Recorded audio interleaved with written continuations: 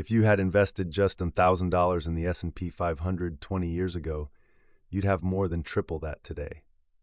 Let's talk about why. Welcome back to the channel. Today we're diving into one of the most famous names in investing, the S&P 500. But what exactly is it, and should you consider investing in it? Let's break it down, simply and clearly.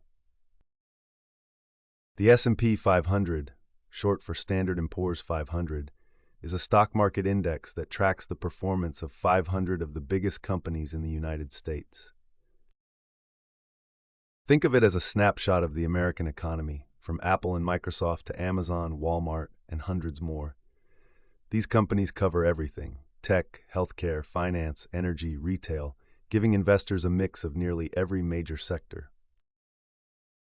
So why do investors love the S&P 500 so much? Because history shows that over time it has delivered solid long-term returns. It's not a get-rich-quick play, but it's one of the most consistent ways to build wealth through steady growth. Of course, as every investor knows, past performance isn't a guarantee of future results. Now, how can you actually invest in the S&P 500? The easiest way is through index funds or ETFs, exchange-traded funds. These funds mirror the index, meaning when the S&P 500 goes up or down, your investment moves right along with it. They're simple, cost-effective, and don't require picking individual stocks. And here's a bonus. Since these funds are passively managed, they usually come with very low fees, which means more of your money stays invested and growing. But before you jump in, ask yourself a few key questions. What are your financial goals? How much risk can you handle? The S&P 500 is considered relatively stable, but it still moves with the market, and that means ups and downs. If you can handle short-term dips for long-term growth, it might fit perfectly into your strategy.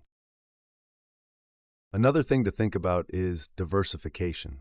Yes, the S&P 500 covers a lot of U.S. companies, but it's still focused on one country. Smart investors often balance that with international stocks, bonds, or even real estate to protect against risk and create more balanced portfolios. And here's a big tip. Don't just set it and forget it. Check in on your investments at least once or twice a year. Market conditions change, and your financial goals might too. Regular reviews help you stay on track and make adjustments when needed. Another helpful strategy is dollar cost averaging, investing a fixed amount on a regular schedule, no matter what the market's doing. This approach helps smooth out the highs and lows and removes emotion from your investing decisions.